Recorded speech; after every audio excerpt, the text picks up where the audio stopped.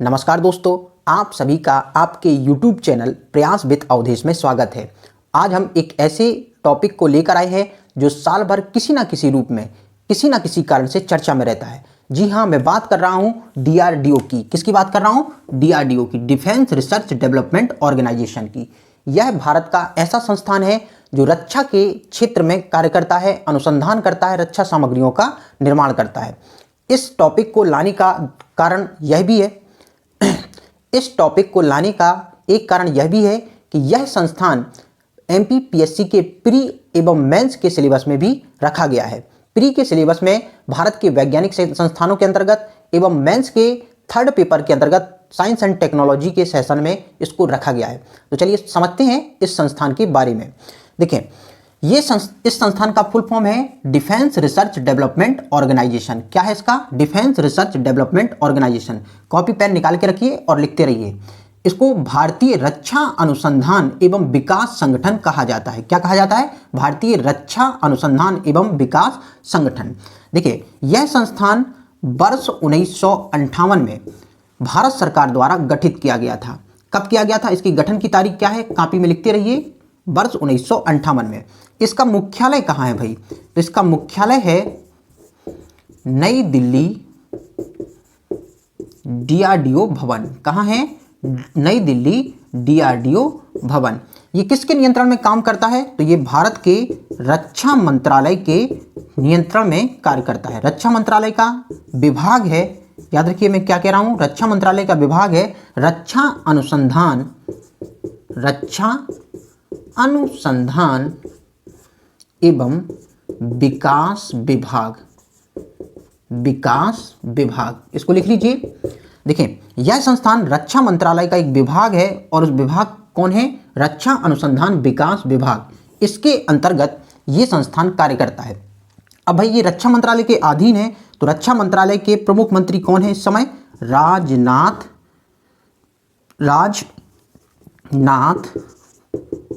सिंह। तो ये किसके अधीन कार्य करता है? किसके नियंत्रण में? रक्षा मंत्रालय के। और रक्षा मंत्रालय के मंत्री कौन है? राजनाथ सिंह। देखें, इसका उद्देश्य क्या है? देखते हैं इसका उद्देश्य क्या है। देखिए, भारत का ऐसा वैज्ञानिक संस्थान है जो रक्षा के क्षेत्र में अनुसंधान, विकास और रक्षा से संबंधित सामग्रियों का निर्माण करता है। चाहे भारतीय सेना का कोई भी रूप हो, चाहे वो जल सेना हो, चाहे थल सेना हो, चाहे वायु सेना हो, उनके द्वारा प्रयोग किए जाने वाले कोई भी संसाधन हो या उन संसाधनों में प्रयोग की जाने वाली तकनीकी हो, भारतीय स्तर पर भारत में रक्षा के क्षेत्र में काम करने वाला ये सबसे बड़ा संस्थान है। इसी के द्वारा रक्षा के क्षेत्र में कई तकनीकियों को 1958 के बाद से इजाद किया गया है, विकसित किया गया है। तो भारत में अगर परीक्षा में आता है कि रक्षा के क्षेत्र में काम करने वाला सबसे बड़ा संस्थान कौन है, तो कौन है? DRDO है। ठीक है, चलिए तो इन चीज़ों को लिख लीजिए। अब देखते हैं इस संस्थान की उपलब्धियां कौन कौन सी हैं। तो देखते हैं उपलब्धियां। किसकी उपलब्धियां भाई? DRDO की। किसकी? DRDO की। तो देखते हैं उपलब्धियां। देखिए, वर्तमान में इस संस्थान को रक्षा सामग्री के निर्माण में सहयोग करने के लिए 52 सहयोगी संस्थान कार्य कर रहे हैं। कितनी संस्थाएं इसकी सहयोगी है? 52 सहयोगी संस्थाएं इसके सहयोग के रूप में कार्य कर रहे हैं। चलिए तो देखते हैं इसकी उपलब्धियां। देखें, इसकी सबसे बड़ी उपलब्धि है IGMDP प्रोग्राम। कौन सा प्रोग्राम? IGMDP programme. देखिए, समझते हैं क्या है IGMDP प्रोग्राम। भारत आज़ादी के बाद से रक्षा की चुनौतियों से जूझता रहा है, लड़ता रहा है। आज़ादी के बाद से पाकिस्तान ने छद्म पद्धति से भारत पर युद्ध किया। उसके बाद चीन ने भारत पर बिना घोषणा के अघोषित युद्ध कर दिया।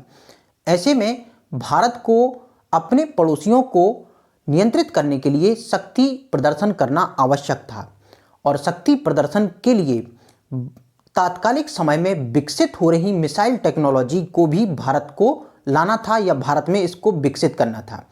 मिसाइल टेक्नोलॉजी को या मिसाइलों को विकसित करने के लिए डॉक्टर APJ अब्दुल कलाम के नेतृत्व में भारत सरकार की परमिशन के साथ, याद रखिएगा, डॉक्टर APJ अब्दुल कलाम के नेतृत्व में भारत सरकार की परमिशन के साथ वर्ष 1983 में, कब? वर्ष 1983 में, 1983 में, वर्ष 1983 में IGMDP प्रोग्राम की घोषणा की गई। IGMD प्रोग्राम क्या होता है? Integrated guided missile development programme. फिर से सुनिए, integrated guided missile development programme. ये ऐसा भारत का प्रोग्राम था जिसने भारत को मिसाइल टेक्नोलॉजी के क्षेत्र में आत्मनिर्भर बनाया है। तो ये भारत का इस संस्थान द्वारा, DRDO संस्थान द्वारा शुरू किया गया अति महत्वपूर्ण प्रोग्राम है, महत्वपूर्ण प्रोग्राम है जिसने भारत को मिसाइल टेक्नोलॉजी के क्षेत्र में ना सिर्फ आत्मनिर्भर बनाया बल्कि विश्व के विभिन्न देशों द्वारा विकसित की गई मिसाइलों के समकक्ष भारतीय मिसाइलों को रखा है। तो चलिए जानते हैं IGMDP प्रोग्राम के बारे में संपूर्ण डिटेल। तो देखते हैं, integrated guided missile development programme, समन्वित निर्देशित मिसाइल विकास कार्यक्रम। इसको हिंदी में क्या कहते हैं? समन्वित निर्देशित मिसाइल विकास कार्यक्रम। कब शुरू किया गया? 1983 में। किसके नेतृत्व में शुरू किया गया? डॉक्टर APJ अब्दुल कलाम के नेतृत्व में। ये इसके नेतृत्व करता थी। यही कारण है भाई, APJ अब्दुल कलाम को भारत का मिसाइल मैन कहा जाता है।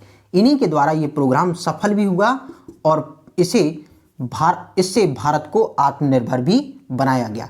देखिए, इस प्रोग्राम के तहत भारत में मुख्य रूप से 5 मिसाइलों का विकास किया गया। कितनी मिसाइलों का? 5 मिसाइलों का। देखिए, इन मिसाइलों को याद रखने के लिए पटना, इसको याद रखिएगा। किसको? पटना को। देखिए, भारत में 5 मिसाइलें विकसित की गई। पहली कौन सी? तो पहली थी पृथ्वी मिसाइल। दूसरी कौन सी थी? अग्नि मिसाइल। तीसरी कौन सी थी? त्रिशूल। कौन सी? त्रिशूल। देखेंगे चौथी कौन सी थी? तो चौथी थी नांग।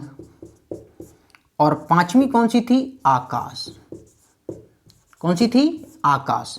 तो भारत में IGMDP प्रोग्राम के तहत 5 मिसाइलें विकसित की गई, पृथ्वी, अग्नि, त्रिशूल, नांग और आकाश। भारत आज इन मिसाइलों के डेवलपमेंट में पूरी तरीके से, विकास में, अनुसंधान में पूरी तरीके से सक्षम हो चुका है, आत्मनिर्भर हो चुका है। परिणाम स्वरूप इस मिसाइल डेवलपमेंट प्रोग्राम को, या आप कहो IGMDP प्रोग्राम को वर्ष 2008 में बंद कर दिया गया। क्या कर दिया गया? बंद कर दिया गया। क्यों बंद कर दिया गया? क्योंकि भारत मिसाइल डेवलपमेंट प्रोग्राम में या मिसाइल डेवलपमेंट में पूरी तरीके से क्या हो चुका है? सक्षम हो चुका है। वर्ष 1983 में शुरू किया गया और 2008 में से बंद कर दिया गया। तो भाई कौन कौन सी 5 याद रखिएगा? पृथ्वी, अग्नि, त्रिशूल, नांग और आकाश। इसमें से नांग ऐसी मिसाइल है जो दागो और भूल जाओ टेक्नोलॉजी पर काम करती है। दागने के बाद इसको याद नहीं रखा जाता। ये एंटी टैंक मिसाइल है। बाकी सभी मिसाइलें मुख्य रूप से 2 भागों में बटी हुई हैं, क्रूज मिसाइल और बैलिस्टिक मिसाइल। कौन कौन सी missile? Cruise missile, ballistic missile. अभी देखिए, अग्नि मिसाइल जो है, कौन सी? अग्नि। इसका नया वर्जन का परीक्षण किया गया है, अग्नि 5। क्या नाम है? अग्नि 5। इसका अभी हाल ही में 8वां परीक्षण किया गया है, अक्टूबर 2021 में। कब किया गया है? अक्टूबर 2021 में। कहाँ किया गया इसका परीक्षण? इसका परीक्षण किया गया है अब्दुल कलाम द्वीप में। अब्दुल कलाम द्वीप में। ठीक है, तो कौन सी मिसाइल है वो? अक्टूबर 2021 में परीक्षण किया गया। कहाँ पर? अब्दुल कलाम द्वीप में। ये कहाँ है भाई? ये उड़ीसा में है। ठीक है, अब्दुल कलाम द्वीप का पहले का नाम था भाई व्हीलर द्वीप। कौन सा द्वीप? व्हीलर द्वीप। ठीक है, इसका नाम परिवर्तित करके अब क्या कर दिया गया है? अब्दुल कलाम द्वीप। ये कहाँ है? उड़ीसा में। उड़ीसा के चांदीपुर में। याद रखिएगा, उड़ीसा के चांदीपुर में कौन सा द्वीप है? अब्दुल कलाम द्वीप, जो पहले किस नाम से जाना जाता था? व्हीलर द्वीप के नाम से। यहीं पर अग्नि 5 मिसाइल का परीक्षण, 8वां परीक्षण किया गया है। कौन सी नंबर का परीक्षण है? 8वें नंबर का। अग्नि 5 मिसाइल कैसी है? अग्नि 5 missile inter continental ballistic missile है, ICBM मिसाइल है। क्या है? Inter continental ballistic missile. ये एक ऐसी मिसाइल है जो 5000 किलोमीटर तक के लक्ष्य को भेदने की क्षमता रखती है। कितने किलोमीटर तक के? 5000 किलोमीटर तक के लक्ष्य को भेजने की क्षमता रखती है। दुश्मन देश चीन और पाकिस्तान की सीमाएं, हर सीमाएं इस मिसाइल की रेंज में आती हैं। इसी कारण ये देश भारत से एशिया में इतना डरते हैं और डरने की हड़बड़ाहट में कई तरह की गलतियां कर जाते हैं अंतर्राष्ट्रीय मंचों पर भारत के खिलाफ बोलकर। ठीक है, तो भारत का IGMDP प्रोग्राम आज पूरी तरीके से सफल है और उसी की सफलता का ही परिणाम है कि भारत आज अग्नि 5 जैसी मिसाइलों का लगातार परीक्षण कर रहा है। 8वां परीक्षण कर चुका है इसी साल की अक्टूबर 2021 में, जो 5000 किलोमीटर तक की मारक क्षमता रखती है।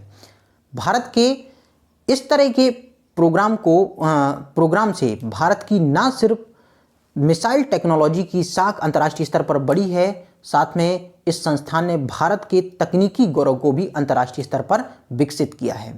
तो ये था DRDO संस्थान। आशा करता हूँ आप सभी को समझ में आया होगा, और अगर समझ में आया है तो प्लीज़ दोस्तों लाइक करिए, कमेंट करिए और सब्सक्राइब करना ना भूलिए। धन्यवाद। जय हिंद।